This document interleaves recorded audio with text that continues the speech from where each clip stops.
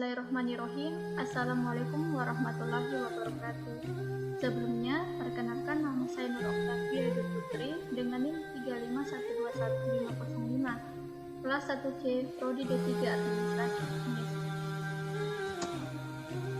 Nah, saya akan menjelaskan materi mengenai CSR atau Corporate Social Responsibility.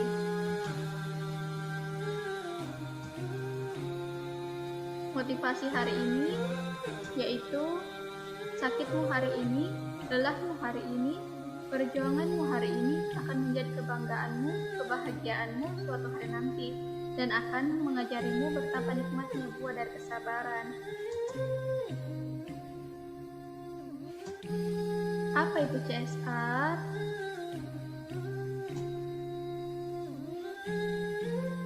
CSR adalah semakin besar suatu organisasi atau perusahaan tersebut, maka semakin banyak pula tuntunan masyarakat terhadap organisasi atau perusahaan tersebut. Banyak perusahaan yang menggunakan segala cara untuk memenangkan persaingan. Oleh karena itu, manajer diharapkan dapat menjalankan bisnis yang memenuhi syarat dalam etika bisnis. Organisasi atau perusahaan sebagai sumber sistem diharapkan dapat memiliki tanggung jawab sosial dalam masyarakat. Definisi lainnya yaitu CSR adalah suatu konsep atau etika atau tindakan yang dilakukan oleh perusahaan sebagai rasa tanggung jawab perusahaan terhadap sosial maupun lingkungan sekitar, di mana perusahaan itu berada seperti melakukan kegiatan yang dapat meningkatkan kesejahteraan masyarakat sekitar dan menjaga lingkungan, memberikan beasiswa untuk anak tidak mampu di daerah tersebut, dana untuk pemeliharaan fasilitas umum, sumbangan untuk membangun desa atau fasilitas masyarakat yang bersifat sosial dan berguna untuk masyarakat banyak, khususnya masyarakat yang berada di sekitar perusahaan tersebut. Definisi CSR lainnya yaitu CSR merupakan sebuah fenomena dan strategi yang digunakan perusahaan untuk mengakomodasi kebutuhan dan kepentingan stakeholder-nya. CSR dimulai sejak era di mana kesadaran akan sustainability perusahaan jangka panjang adalah lebih penting daripada sekedar profitability perusahaan. Nah, tujuan CSR.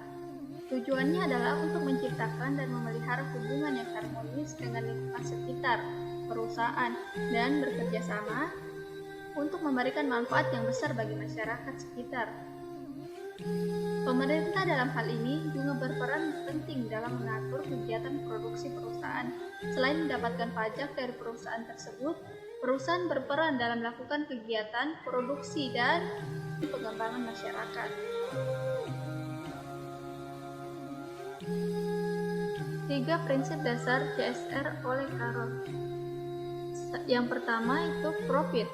Profit merupakan orientasi yang harus dikejar oleh perusahaan untuk mendapatkan keuntungan ekonomi agar usaha mereka dapat terus beroperasi dan berkembang.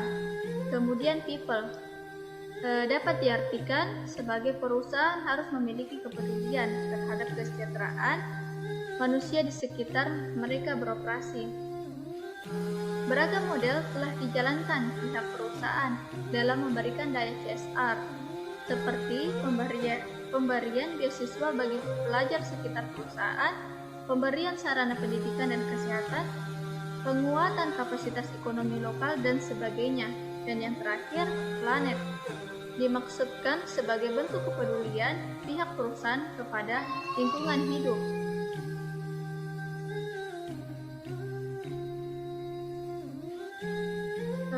Jenis tanggung jawab pers oleh Carroll. Menurut Carroll, tanggung jawab meliputi ekonomi, hukum, etika, dan terakhir harapan diskresioner atau sukarela untuk diberikan pada masyarakat pada kurun waktu tertentu atau yang lebih dikenal dengan istilah tanggung jawab filantropi. Tanggung jawab ini berkontribusi untuk berbagai macam tujuan sosial seperti pendidikan, rekreasi, dan budaya. Motif melakukan CSR. Yang pertama, mempertahankan dan mendongkrak reputasi dan brand image perusahaan. Yang kedua, layak mendapatkan sosialiansi to operator. Yang ketiga, mempreduksi risiko bisnis perusahaan. Yang keempat, melebarkan akses sumber daya. Yang kelima, membentangkan akses menuju market. Yang keenam, mempreduksi biaya. Ketujuh, memperbaiki hubungan dengan stakeholders. Kedelapan, memperbaiki hubungan dengan regulator. Kesembilan, meningkatkan semangat dan produktivitas karyawan. Dan yang terakhir, peluang mendapatkan penghargaan.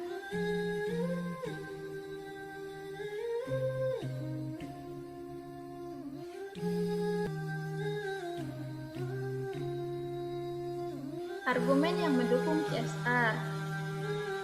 Yang pertama, menyimbangkan antara kekuatan koperasi dengan aspek tanggung jawab. Yang kedua, mengurangi adanya regulasi pemerintahan. Yang ketiga, meningkatkan keuntungan jangka panjang. Yang keempat, meningkatkan nilai dan reputasi koperasi. Dan yang terakhir, memperbaiki permasalahan sosial yang disebabkan oleh perusahaan. Argumen yang tidak mendukung CSR. 1. Menurunkan efisiensi ekonomi dan keuntungan usaha. 2. Membuat biaya perusahaan lebih tinggi dibandingkan kompetitornya. Dan yang ketiga, meningkatkan biaya tersembunyi yang secara tidak langsung akan dibebankan kepada stakeholder. Yang keempat, mensyaratkan tambahan kemampuan sosial yang sebenarnya tidak dimiliki oleh perusahaan lain. Dan yang terakhir, membebankan tanggung jawab kepada perusahaan. Manfaat CSR. 1. Bagi masyarakat, yaitu 1. Meningkatkan kesejahteraan masyarakat sekitar dan kelestarian lingkungan. 2. Adanya beasiswa untuk anak tidak mampu di daerah tersebut. Ketiga, meningkatkan pemeliharaan fasilitas umum. Dan yang terakhir, adanya pembangunan desa atau fasilitas masyarakat yang bersifat sosial dan berguna untuk masyarakat banyak, khususnya masyarakat yang berada di perusahaan tersebut. Kedua, bagi perusahaan. 1. Meningkatkan citra perusahaan. 2. Mengembangkan kerjasama dengan perusahaan lain. Ketiga, memperkuat brand merek perusahaan di mata masyarakat. Yang keempat, membedakan perusahaan tersebut dengan para persaingan. Dan yang terakhir, memberikan inovasi bagi perusahaan.